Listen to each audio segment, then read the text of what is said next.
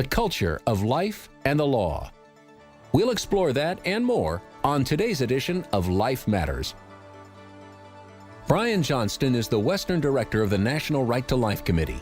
He has served in many capacities while advocating for innocent lives, as California Commissioner on Aging, as Chairman of the California Pro-Life Council, on the board of the National Legal Center for the Medically Dependent and Disabled. And now here's our host, Brian Johnston. Hello, and welcome to Life Matters. I'm your host, Brian Johnston. As you know, on Life Matters, we discuss the issues of life in depth, and in particular, that most significant of issues for our society, the right to life. There are many misunderstandings about this issue, and because of that, people often make unwise decisions about their own lives and about the lives of others. Our goal in this program is to equip you with a deeper and clearer understanding of what the issues are at stake when we speak of the right to life, and why the law should, in fact, protect innocent, vulnerable human beings. Today I'm going to explore in depth an aspect of the abortion issue that you perhaps have never heard before. One of the first questions we have to ask is, how did legalized abortion come to America? If you're familiar with this debate, you know the now infamous Roe versus Wade decision. And if you're more familiar, you're familiar with the fact that there was actually two combined decisions on January 22nd, 1973. These combined decisions struck down the existing laws of all 50 states. Each and every state had laws that said human babies need protection in the womb. And even liberal states like California, New York, Colorado, and Massachusetts placed limits. They had placed limits on abortion. And once the child got to a certain stage of development, in California it was 20 weeks gestation, after that time, about 4.5 months, you couldn't harm that baby at all. That baby is big enough to hold in your arms. And the law recognized you don't kill that baby. But the Roe versus Wade and Doe v. Bolton decisions, these combined decisions actually said you can't put any limits on the abortion industry. And in particular, they said that a doctor could kill that child at any time if he or she felt it would be helpful in the long run. This was couched in the famous life or health exception in Doe v. Bolton, which allowed the doctor to kill even a healthy child inside of a healthy mother if he or she thought it could have a psychological or sociological impact on the future of the mother. It's a pretty stunning decision, isn't it? Today we're going to examine where this idea came from, because the Hippocratic Oath, that doctor, and the laws the state had handed down for early common law, that doctor's always been told to respect the life of the child in the womb. So where did this idea come from? Abortion on demand, where did it come from? If you're familiar with America's foundings, you know that our political system, our political philosophy is founded on the value of the human individual as a gift from a creator, and declared that every human life has a right to be alive. But did you know that there is a political philosophy? And it's the only political philosophy in the history of mankind that says that a human abortion is an essential part of that form of government. Unlimited a human abortion. It's incredible. So buckle your seatbelt. Get ready to understand that political philosophy is known as Marxism. And it states that abortion is an essential element of the Marxist revolution. We're going to talk about that today. And you're going to hear direct quotes from those who advocate unlimited abortion. Some knowingly do so because of their commitment to Marxist theory. Others advocate because they simply feel that the ideas of Marxism are really cool. And they've never studied Marx. They've never spent any time committing themselves, but they're believing in that system. Let me tell you that many people are skeptical of Marxism, that it's a threat.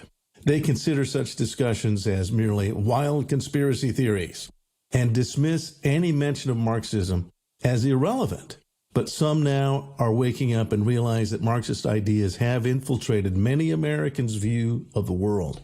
They may not call it Marxism, but it is very present with us right now, and its influence is being felt right now in our laws and by some of our lawmakers. we have to discuss in particular one woman, Ruth Bader Ginsburg, Supreme Court Justice and a feminist idol. I'll explain to you how she helped me recognize not only the foundations of feminist ideology, but the true significance of Marxist theory on our laws and culture. It will help you realize that Marxism is not a conspiracy as much as it's a belief system and a religion. Many people share large parts of that belief system, and yet they don't call themselves Marxists. They're not conspiring with other Marxists or those who believe in changing our form of government. No, they merely share the same feelings and aspirations of redistributing wealth and fairness. And they want to also change the fundamental principles of our laws. They are believers in a brave new world. Many could not quote Marx or Engels. They simply wish to fundamentally transform America. Let me dwell with you for a moment on Supreme Court Justice Ruth Bader Ginsburg, for she's the one who opened my eyes to the immediate presence of Marxist thought in both her own court decisions as well as the influence it had on Justice Blackmun's decision of 1973. See, Justice Blackmun was not aware of the degree to which progressive Marxist thought, which was already common in certain academic corners of America, had crept in. He was not aware of its actual content and what Marx has said. And he didn't understand that the requests for radical change by the amicus briefs in the court of Supreme Court decision of 73, Roe v. Wade, that they contain explicit references to freedom for women. It was drawn from radical-feminist and Marxist theories. Many of these amicus briefs actually requested that women be granted the legal right to perform their own abortions and to perform abortions on other women free of interference in the law or from any other medical agency. Justice Blackmun was stunned by these suggestions. He openly rebuked these radical feminists' desire to control their own body. He says so in Roe. Justice Blackmun assigned, instead, doctors to do the killing. And more to the point, he gave doctors the unlimited power to determine when and how all abortions are done. They themselves could come up with any reason they thought. This deeply offended the radical feminists. And you hear exactly that in the words of Ruth Bader Ginsburg. She is quoted talking about Roe v. Wade in 2013. And she's very clear that Roe versus Wade doesn't give radical feminists what they really want. Listen to her quote, and then we'll come back and we'll talk about her and what she means and what the philosophy of Marxism really means for the abortion industry and for your nation. You need clarity on this. You need wisdom. Marxism does not believe that there is a God or that there's higher law. Marxism believes in creating its own version of a higher law, and human beings are merely things that are disposable. That has infected our society. Listen to Ruth Bader Ginsburg. Another feature of Roe is Roe really isn't about the woman's choice, is it? It's about the doctor's freedom to practice his profession as he thinks best. It wasn't woman-centered. It was physician-centered. Life Matters continues after this.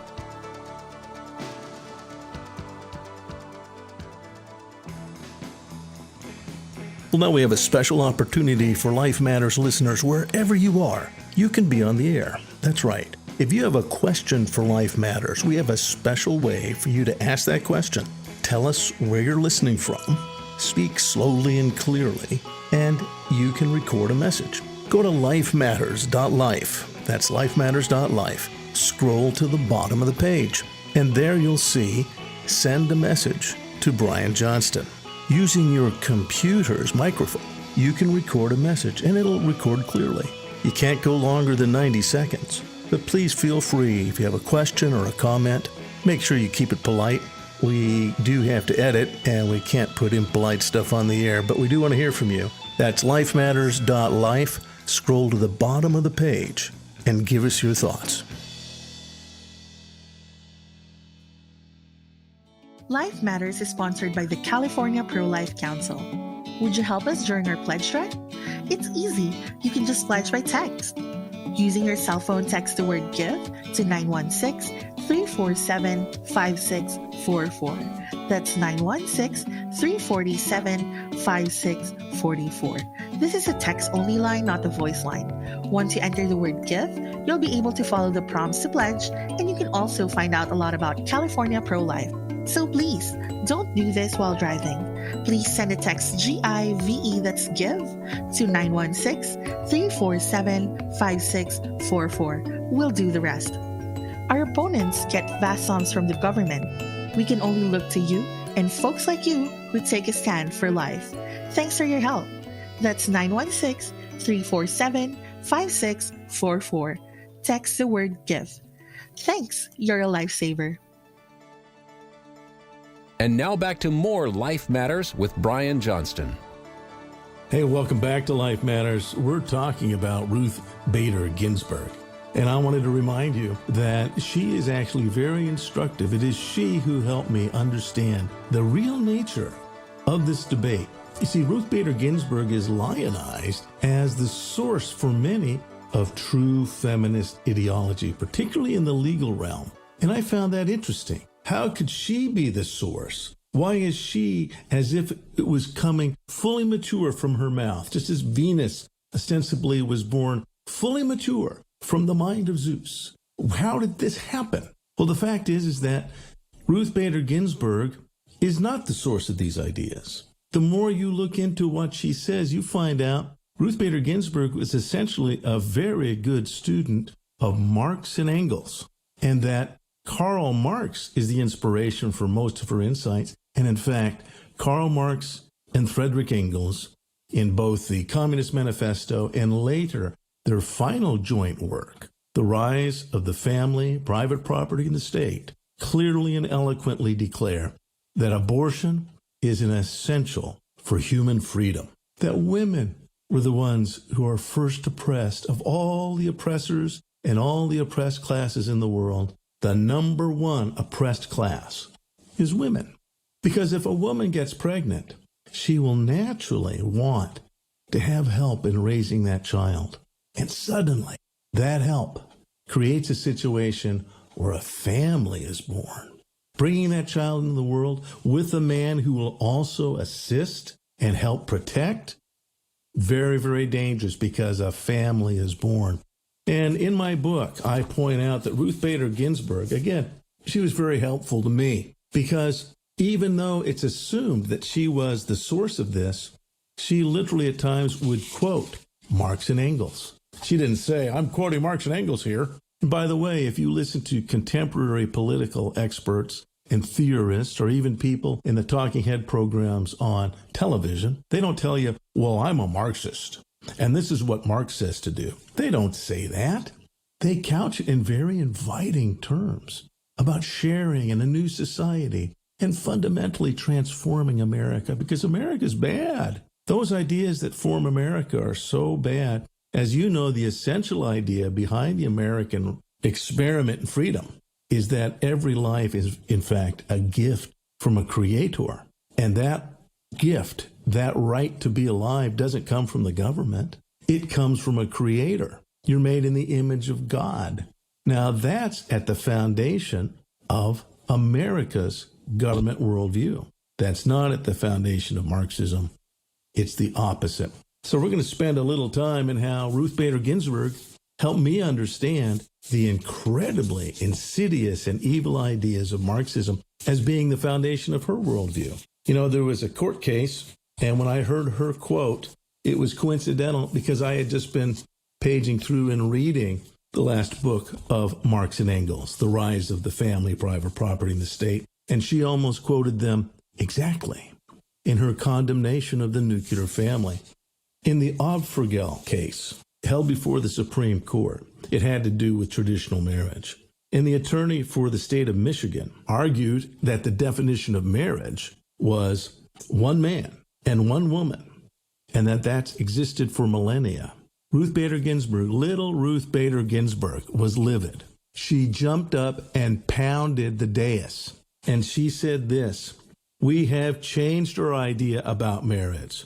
Marriage today is not what it was under the common law tradition or under the civil law tradition.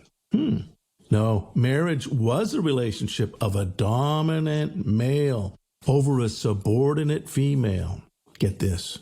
No state is allowed to have such a marriage anymore. Close quote. Direct quote from the dais by Ruth Bader Ginsburg. But she was actually reflecting what was said in The Rise of the Family, Private Property, and the State.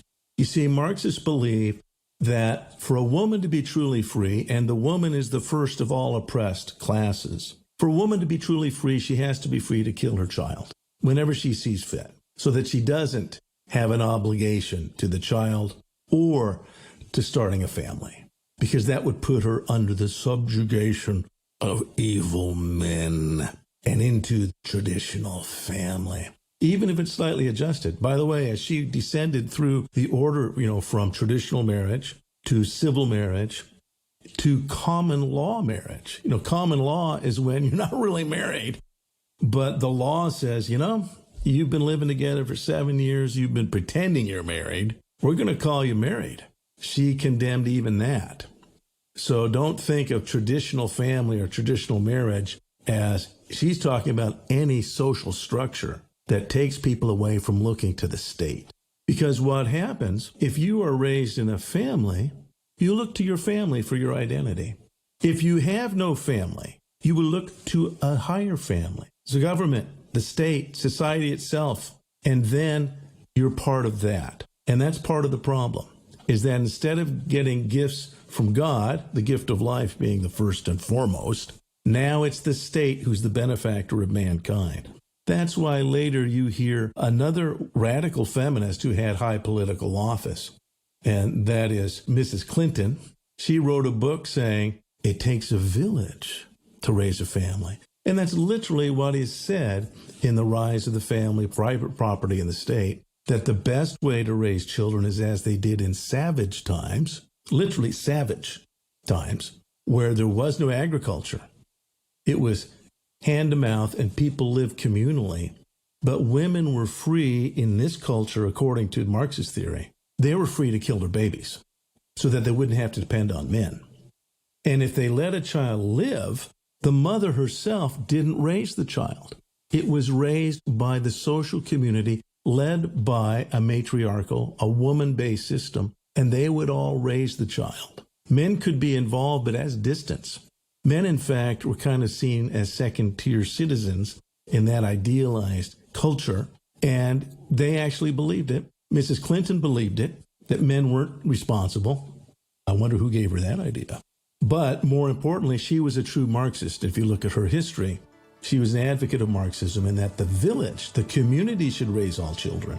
That's why you're seeing now a strong push for the community. Send the child out of your home very, very young. Let the values of the community raise your child. And we're going to talk about that when we come back. You're listening to Life Matters.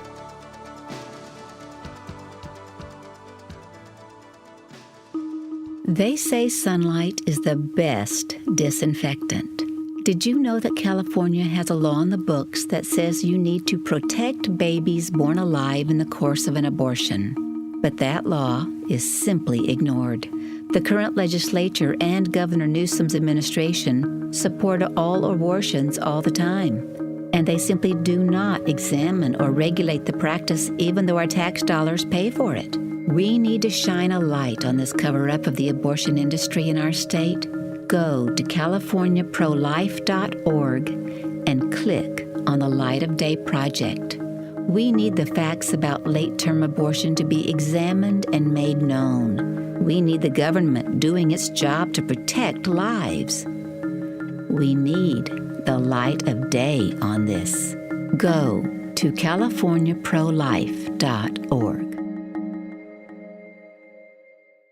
Life Matters is sponsored by the California Pro-Life Council, the state affiliate of the National Right to Life Committee. To find out more on how you can help and be involved right where you are, go to californiaprolife.org. That's californiaprolife.org. We'll tell you how you can get involved in your local community, how you can be effective if you want to be a pro-life speaker. We have training programs and open doors of opportunity for you to speak on the life issue. If you'd like to donate your car or a boat, you can do that at californiaprolife.org. Car Easy makes it easy, and you find that on our website. We get the most of any donation program. Car Easy allows us to get the most out of your car. Maybe you're not getting the trade-in value you wanted. Maybe it's just not running the way it used to. Let your car be used for life. Go to californiaprolife.org and find out what you can do to make a difference. californiaprolife.org. Be sure to subscribe to the Life Matters podcast with Brian Johnston. Go to lifematters.life to subscribe.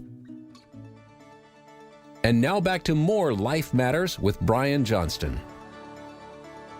Welcome back to Life Matters. We're talking about where Ruth Bader Ginsberg and the radical feminists are coming from. Something happened in the development of communism in Russia. When Russia went communist, they immediately gave free abortions. It's estimated that the average Russian woman at that time, in the 20s and in the 30s, had an average of 8 abortions.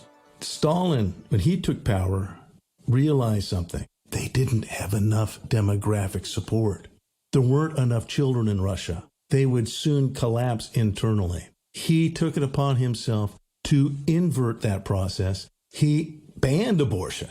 Not only was he not going to give it away free, which had been the case, he brought abortion to an end, and he pledged money to mothers who raised their children, gave them money from the state to raise their children. Do you know that Trotsky, who is really, if you don't know the story of Trotsky and Stalin, you should read that sometime. It's a terrifying example of evil. And Trotsky was a true Marxist, and he turned on Lenin. And in his book, The Revolution Betrayed, condemned Lenin for now changing the heart of the revolution. The heart of the revolution was the freedom to kill your baby. And if you didn't kill your baby, you gave your baby to the state to be raised. He turned on Stalin for abandoning the very heart of Marxist thought and what the revolution was all about.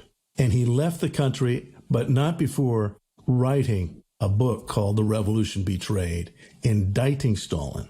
He said that that money should have been sent, and you can read this in my book, but that money should have been spent in betrayal, written in 1936. That money should have been spent on the state raising the child, on creches, on kindergartens, on public utility efforts that were involved in child rearing, sending them to school, inculcating them with the idea that they're a member of the state and not of a family. So Trotsky was a true revolutionary. I'll give him that. Most of the other revolutionaries kind of shave things. Trots didn't. Trotsky was really into it. It's one of the reasons he was killed later in Mexico for turning on Stalin. So this is an important element of what Marxism is all about. It's important that you recognize that that's being sold to you right now, that there are individuals right now who believe in that. When Roe versus Wade is overturned, I believe it soon will be. You need to be ready, because those who actually believe, I mentioned earlier,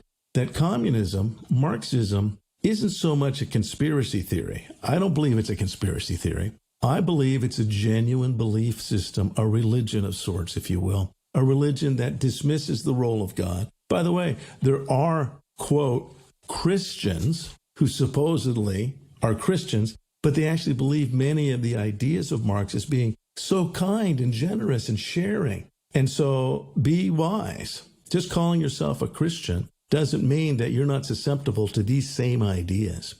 But when Roe versus Wade is overturned, I assure you that those who are Marxist in their worldview will be livid, just as Trotsky was livid. This is the essential element to bring about cultural change and to bring about the cultural revolution which they're seeking. You know, there have been Christians in American history. William Jennings Bryan has been celebrated, but he's the one who debated the Scopes monkey trial. But I don't know if you realize he ran for president 3 times. And William Jennings Bryan was called a populist. He was called a populist, but he had support from the Wobblies, which was the International Workers of the World. In the late 19th century. 1898 is when he first ran. But then he ran 3 times as the Democrat nominee, but he got support from the progressive left, very progressive left. They were present in the U.S. Not only were they taking over Russia, but throughout the world, that ideology is a very attractive religion.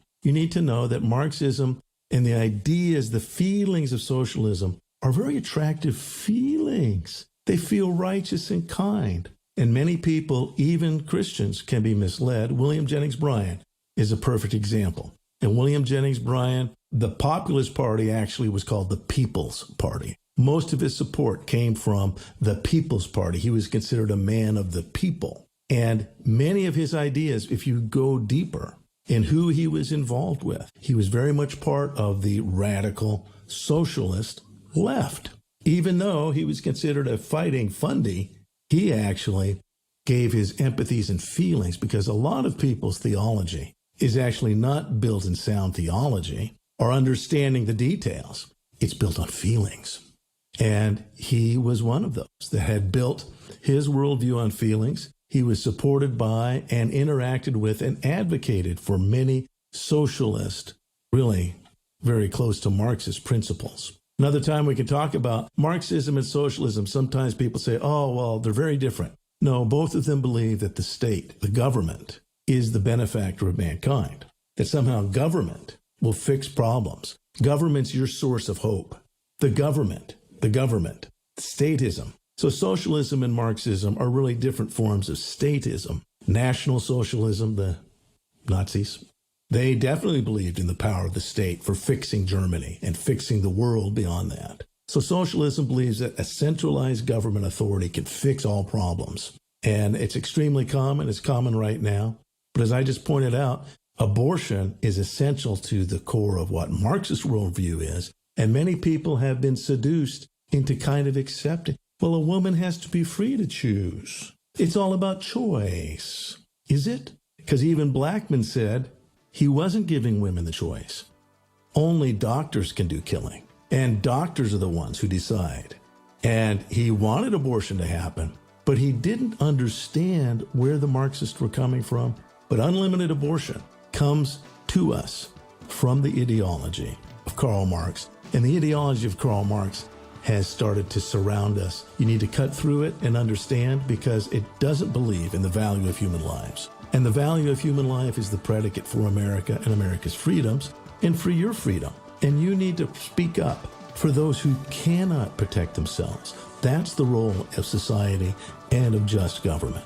Thanks for listening. Learn more about everything in today's show online at lifematters.life, where you'll find all the resources you need to protect life. Life Matters is a production of the California Pro-Life Council, the state affiliate of National Right to Life. Get informed and get involved.